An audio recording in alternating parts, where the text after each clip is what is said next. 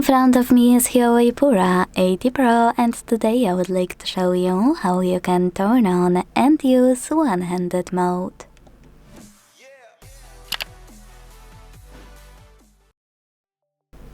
First of all, go into Settings and scroll all the way down right away. Then tap on Accessibility Features and select one-handed mode available here. Now to activate it, hit gray switcher right next to it.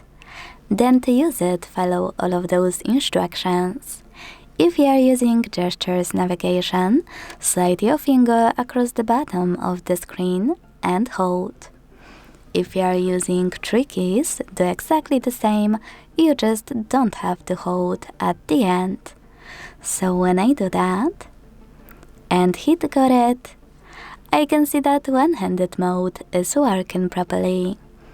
To go back, click on blank area.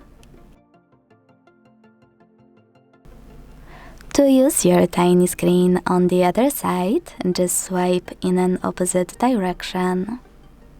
Then go back the same way. Last but not least, to disable one-handed mode, tap on the same no blue switcher until it's gray. Thanks so much for watching. If you enjoyed this video, leave a like, comment and subscribe. Bye!